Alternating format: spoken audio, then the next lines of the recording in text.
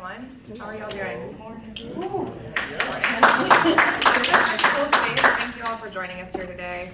I'm Emily West. I'm the Vice President of Skills, Talent, and Future of Work at Greater Washington Partnership. And we're delighted that you all could make time out of your busy days and finals for a lot of you to join us here today, so thank you.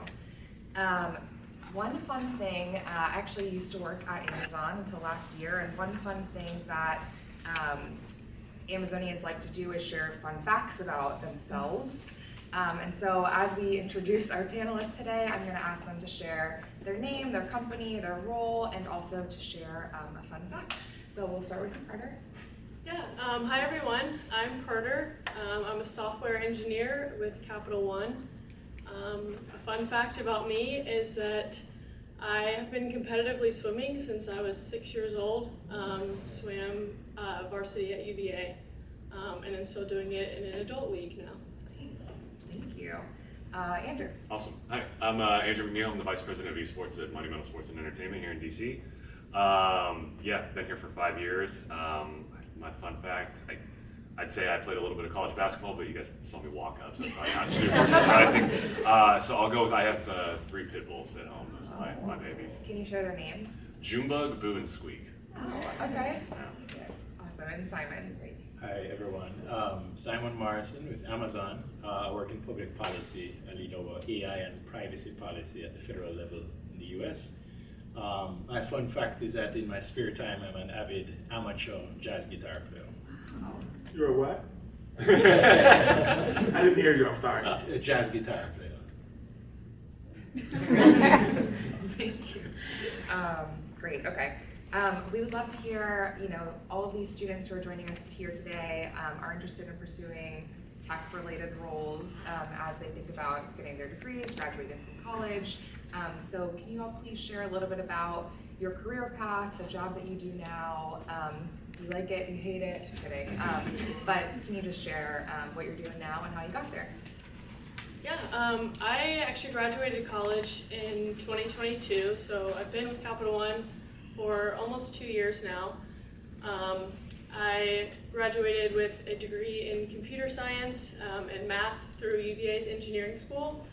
And then throughout my time in college, kind of found my love for data science through teaching at a nonprofit school, sort of affiliated with UVA, but I guess not technically. And then interned with Capital One summer after my junior year of college through their technology internship program. And then from that and now in the technology development program. So I'm a software engineer with them. Basically the technology development program for me was a 2-year rotational program. I believe it is now 18 months, where I was on a team for 1 year, did some data engineering type work, and then rotated after a year to a new team, kind of just to see the different areas of technology within Capital One, give you some opportunity to see kind of 2 different teams. I'm now on a more data science reporting type team, and I love it a lot. Awesome, thank you. Andrew, what does your job in esports look like? It's, How'd you get there? yeah, my path to esports is like everyone's path to esports, but where it makes no sense, but we just ended up there. I graduated from Texas State University in San Marcos, Texas with a journalism degree, which I do not use. After a couple years playing college basketball in Temple College, a junior college just north of there. And after college, I joined South by Southwest, a big music, film, and interactive festival in Austin, Texas. And I was there for about 10 years. And while I was there, I had helped start a sports and technology track within the interactive conference. And then I kind of started to shift over into the gaming event there that we had. And while I was doing that, esports started to become like a semi-mainstream topic where you had, traditional sports organizations like Monumental and the Leonsis family and others investing in esports as sort of the next sports and technology or sports and entertainment kind of vertical. And so when I shifted over to the gaming event, I kind of focused a lot of that around esports because it was of interest to me as a former athlete, someone who played video games.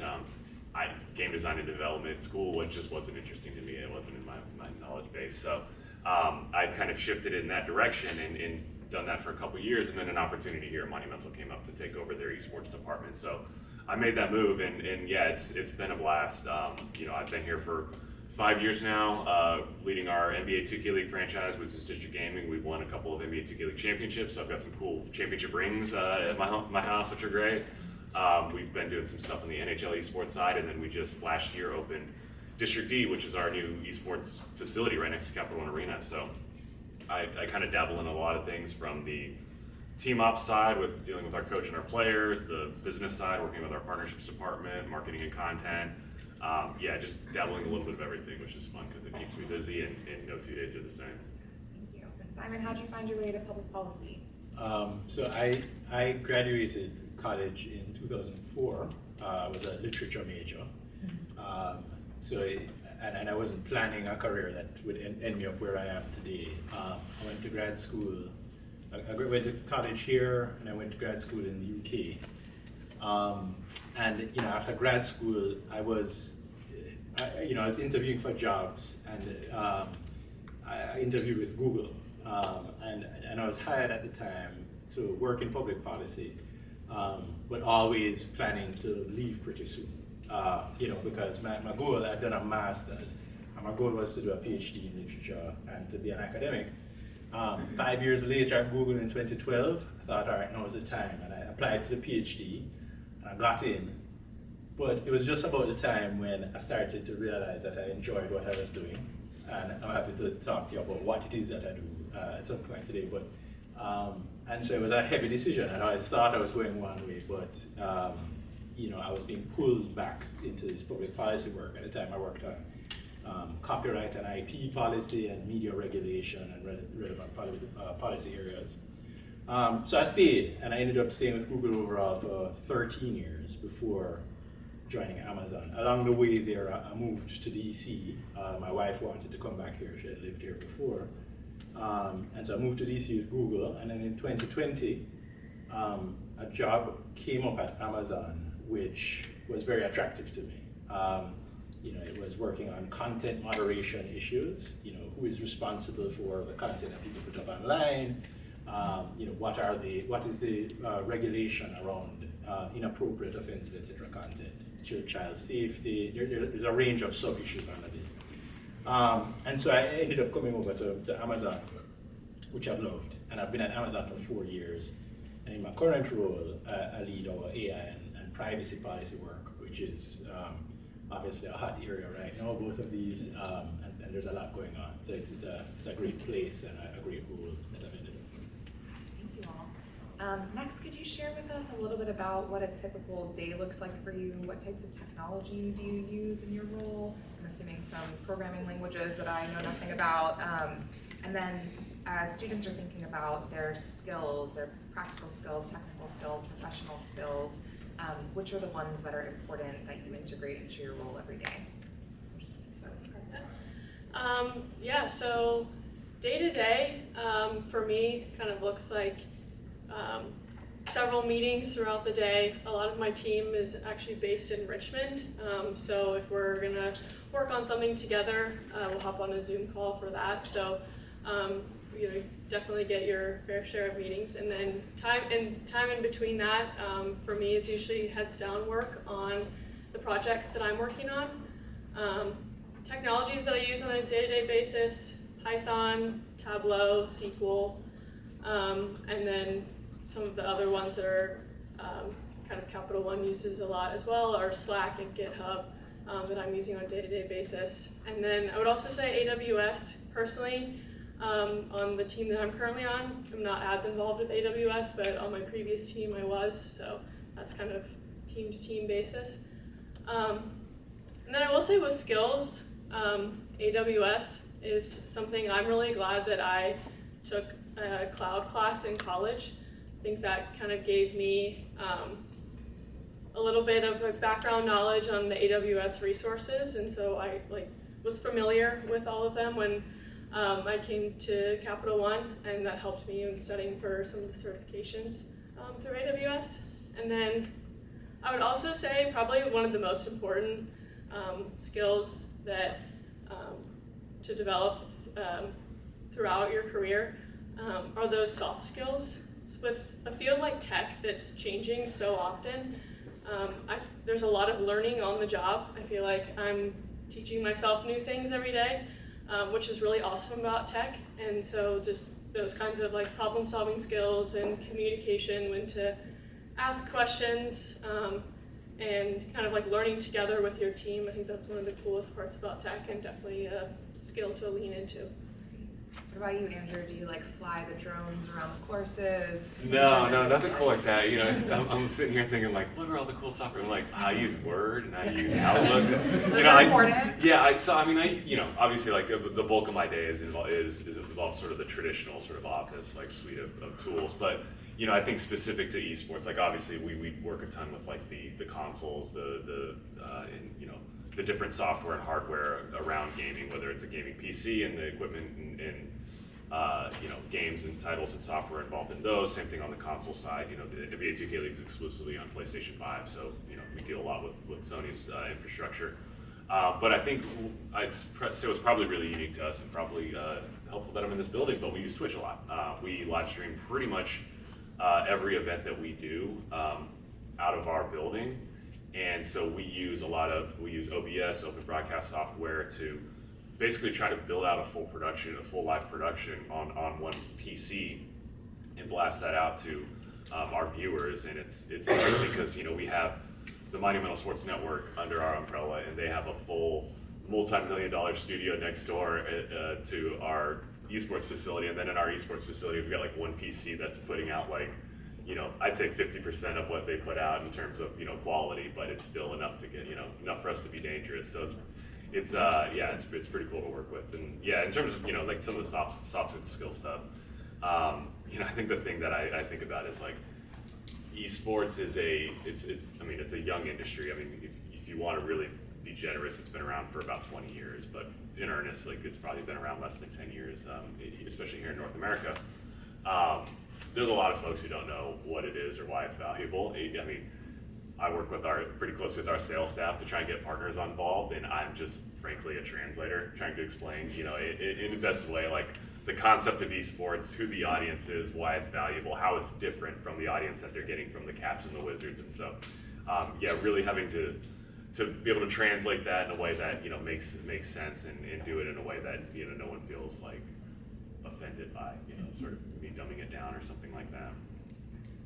What about you, Simon? So in terms of tools, you know, as a non-technical person working in a technical industry, I think similar to Andrew, you know, most of the tools I use are fairly basic. You know, the sort of Microsoft suites, Outlook, etc. Lots of Slack. We have our internal. It's not internal; it's a public tool, but it's mostly used by Amazon. The Chime, which has video conferencing and instant messaging and so on. You know, there's some discussion about how we might use generative AI tools to increase efficiency, but I think that's at a fairly early stage right now. In terms of day-to-day skills, you know, similar to what Andrew was saying, there's a lot of translation because in public policy work, you are trying to represent your business's interests. You're trying to work with the legal team on the technical legal details, and you have to understand enough of the technical details with respect to the science to be able to speak externally. So you're translating all of that internal world to the outside world, and you're translating what the outside world cares about to the internal world. You know, a bill is introduced to solve a problem. You know, you are internally the representative to explain to the business what policymakers are getting at, even if the legislation might have unintended consequences, and even if it might produce, you know, a negative reaction internally as people are worried about what it might do to the business. Awesome. Glad that you brought up Gen AI. I think when we think about particular skills, tools that we use, can you guys share a little bit about maybe how your industries and roles have changed over the last 5 to 10 years? Andrew, you kind of touched on esports being new in general, but I think more importantly, as these students are looking at entering the field, maybe, I don't know, a couple years from now and continuing to progress their career from there, How do you think your industries will change? Will they be impacted by Gen AI? And how do you think about these types of new technologies? Yeah, I mean, I think the changes that we've seen the last few years are in the tech industry are mainly around Gen AI and tools that are helping developers build code. Things like one that comes to mind is GitHub Copilot, like helping developers build out their code. And so I think that's like the biggest change that we've seen in the last few years, and I think that's going to continue to be what's changing over the next 5 to 10 years as those generative AI models and things that are being developed to aid coders. Those are what's going to be. They're going to be refined. People are still going to be talking about them over the next 5 to 10 years. I think that's just where we're going to see the biggest change. Andrew, what does the future of esports look like? It looks bright. I think esports has seen like a lot of like doom and gloom headlines over the last like 18 months about the esports winter and sponsorship dollars being tighter and layoffs and things like that nature. But I mean that's not been exclusive to esports, right? Like the wider technology industry has seen layoffs and we've seen marketing dollars tighten across all sorts of sports, not just esports. So I think what's been interesting with esports is that there was sort of that initial wave of investment and venture capital money in the industry, and I think there was a lot of people who maybe didn't do the research and a lot of bad actors who thought they were just kind of make 10x their dollars really quick and then get out. And they didn't do that, but they got out, which is great because I think now the people who are still working in the industry are the ones who actually believe in it and care about it and are the ones who are going to shepherd it to this sort of next generation. So that's exciting. I think in terms of, I think the one thing that we as a sort of an industry are really trying to figure out is just how to diversify our revenue streams. I think so much of esports is just based on sponsorship dollars. And, I think initially, especially when a lot of the traditional sports organizations started to invest in esports, the thinking was the next windfall was going to be from media rights deals like we see in traditional sports. Like the NBA is going through its media rights negotiations with Turner, ESPN, and other cable companies and streaming platforms about like what the next NBA rights package dollars are going to look like.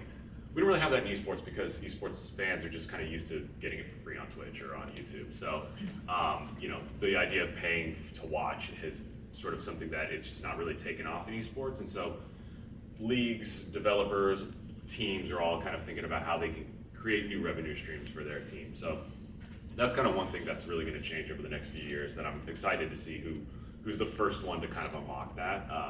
It'd be great if it was us or Team Liquid, who's an endemic esports organization that we're invested in, but as long as someone does it. In terms of kind of the AI question, it's funny, like AI's been in games for so long. I mean, not generative AI necessarily, but artificial intelligence has been sort of a core tenet of video games for so long. But in terms of how I think AI is going to really impact esports, I think it's in two ways. I think one is around so much of esports is played remotely. Like I think in-person events and in-person competitions is sort of the bread and butter. That's where the fun is. But we have the flexibility to play remotely. It saves costs, better for the environment. I'm all for it. But it's a lot harder to maintain competitive integrity. So I think AI is a tool to find cheats and hacks that exploit the gameplay. That's something that's already being used, and I think that's going to continue to be refined and developed. And I think the other thing too is on betting. Certain esports have popular betting scenes. Counter-Strike is one that has long had a long sports betting history. Not all of it great, but AI, and I know the NBA, the traditional sports organizations work with companies that use AI to sort of track irregular betting patterns. I think that's going to be a big part of AI in esports as well. Cool, thanks. Simon, is Gen AI or these new technologies going to impact public policy? And is there anything you can share about the business and the partners you work with in the AI business? Sure. Let me answer it by saying how it will affect public policy and then sort of more broadly about Amazon.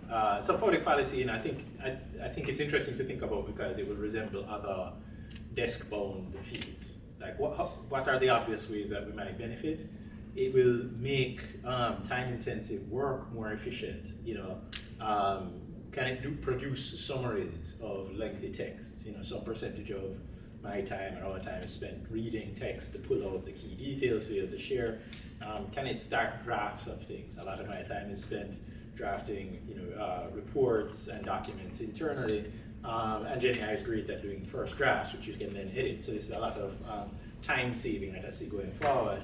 And there are other office-based uses that we could go into. I think more broadly, thinking about Amazon, GenAI and our powerful new AI tools are already transforming a lot of what Amazon is doing. On the one hand, you've heard about AWS, which offers GenAI and other machine learning tools to businesses to enable them to make use of it. On the Amazon side, within the fulfillment center, these AI tools are enabling fast, efficient, more environmentally friendly deliveries. We have a model called the package decision model, which has been trained on a wide range of data. We're able to deliver these goods to people in the fastest possible time with minimal waste. And so GenAI is being implemented throughout the company, and I think you're going to see that everywhere. In a way, I'm more excited about how GenAI can produce these what look like incremental benefits to existing processes than the world-changing benefits that AI is going to bring, although those will be exciting as well. Thank you. I have one more question, and then we'll turn it over to students in the audience for some questions. But kind of twofold, are there any programs that are available at your companies that these students should know about, internship opportunities, et cetera? And what advice do you have for the students as they prepare to enter their careers? So we have, I think it's 27 students and grads programs. I believe you guys have either gotten a QR code from us or will in a follow-up that will take you to their students and grads page that has all of those opportunities on it. We are currently full with our internship programs for the summer of 2024 and this grad program or post-grad programs that start, like the rotational program that I'm currently in, that start in August of 2024. So we're looking for those 2025 either internships or start dates. A lot of those rotational programs do also have February start dates. And all of that is on that Students and Grads page. Those applications for 2025 come out over the summer. So if you go to that page, you'll be able to see all of those opportunities. They range from analyst to tech to machine learning. The tech-specific ones that I think would be of interest in this group are our technology development program that I'm in that also has an internship with it, the cybersecurity development program. There's a machine learning development program that is fairly new.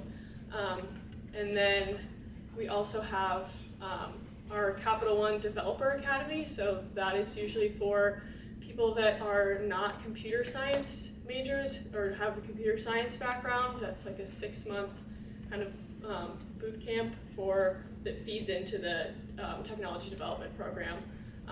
So after the 6 months, you're a software engineer. I think those are probably the biggest ones to note with technology, but all of the specifics will be on that website. And Any advice? yeah, advice. I would say something that I learned like when I started my career, which is about 1.5 years ago, was that it's okay to not know everything. I think I definitely faced a lot of imposter syndrome at the very beginning of my career, and I think I'm still in the beginning of it, but I think that had I embraced kind of asking questions more often than I thought was appropriate, I think my first 8 months working would have been a lot more relaxed. I feel like I was kind of anxious to feel like I needed to know everything, but especially with tech, like I had said earlier, learning on the job is every single day, and kind of embracing that, I think would have, at least at the very beginning of my career, would have made me feel a lot better for those first 2 months. Yeah, at Monumental, we've got a ton of internship opportunities across the entire company. I mean, it's a big company between our teams, our venues, et cetera. So there's plenty of opportunities. I know specifically in the esports department, we're hiring for a summer marketing and content intern to help with our summer programs for WSDG, our Articulate team, and our esports programs at District D. And then we also do have a ton of part-time work as well. I mean, obviously, like on the Caps and Wizards side, they have a ton of like game night staff who help with the various departments with their game night activations. I know for us specifically, we have game night staff who help with running our tournaments out of District D as well. And a lot of times that's a good foot in the door. I mean, one of my staff on my esports staff is someone who was one of my game night staffers that I hired because I was just like, hey, he's good. And then in terms of career advice, I mean, I think, show up, work hard, but I think being open-minded about what your career path is. I mean, I think, I mentioned like I have a journalism degree. That does not equal esports. And I think, if we're all here kind of talking about emerging tech, like no one knows where our particular roles are gonna go and evolve to. So I think being open-minded to those opportunities is super important, because I think if I had a very set, clear path in mind, I would probably be miserable. So just roll with it. To the question about internships, we have a range available across Amazon. Hopefully there'll be follow-up that you can get access to. And remember, we're a very diverse company, so we're involved in a lot of business areas depending on what you're interested in. In terms of advice, I love what Carter said. My experience was, I think for all of you, you're like very high achievers and used to be top in your cohort wherever you go. When you start your career, all of a sudden you're no longer top because you don't know anything, and it's actually quite a hard experience to, be humble and just learn. But if you submit yourself to it, you're just going to rise the way that you've risen so far. So I think that's one thing. Second thing is, and I guess this echoes what Andrew said, is openness. He and I share that we ended up in places we didn't plan to end up in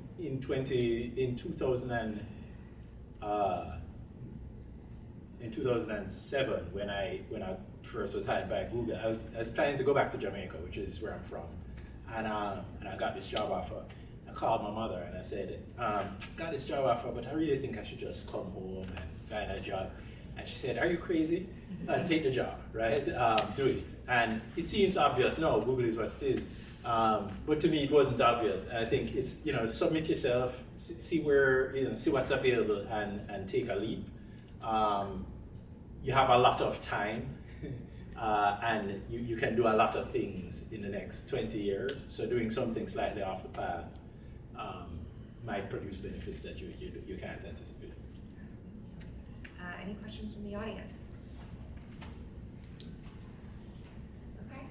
Simon, you said you work in the public sector? Public policy. Public policy sector. Do you deal with a lot of government agencies at all? Yes, so public policy at corporations, typically it's public policy and government relations. It's one department that determines a company's stance about regulatory and legislative developments and interacts with government. We have people who are the main relationship managers with Congress, with federal agencies, with state legislatures, and then with other third parties, think tanks, civil society. My role is more subject matter expertise. So I do interact with congressional staff and people at federal agencies, but more of my work is internal to the company, whereas some others have more external facing roles. Any other questions? I have a question for Simon. So throughout your experience, what are like some of the tough work you've done within public policies? Some of the tough work. Well, let's see. There's a lot. I mean, because look, the government is trying to pass legislation to solve problems, right? Sometimes the legislation they propose will be harmful to your business, and your business might not think that it will solve the problem. Take privacy, right? They might say like privacy is a real problem. We agree. We need a federal comprehensive privacy law. We agree. But then they say you can't do anything except these three things with data. I'm exaggerating just to answer the question, but then we say, whoa, hold on. If you do that, then we won't be able to do this thing which consumers want us to do, right? So the hard thing is making your case persuasively. I think in the current climate, there's probably some skepticism about big tech, so that that makes the argument doubly hard, right? Because it's not, you think you have a persuasive argument, but I say you would say that you're big tech, so you have to strategize around that sort of thing. In a previous stage of my career, I worked on intellectual property at Google, and the record industry and film industry felt that Google was acting unreasonably. Google felt that they were acting within the law. So the record labels and the movie industry lobbied to hurt Google. We were lobbying to say, hey, what we're doing is perfectly reasonable. That is another challenge, working with existing industry, with competitors effectively, to try to reach a resolution. And then another challenge, I could name 10, but I'll just leave it here, is internally communicating well to the business about what is happening. Because there's a way where, if you run Prime Video or Netflix or, Cisco systems or what have you, you hear of a legislative proposal that you think is bad. You want it just to go away, right? But we know that, look, a lot of law is going to pass. We have to make our case, and then we have to accept that we might have compliance burdens and so on. So making the case about what is realistic to change, what can be done and what's likely to happen, that's also a challenge within the company. Thank you. All right, we are out of time for this panel. And again, thank you for joining us, and let's hear it for these panelists.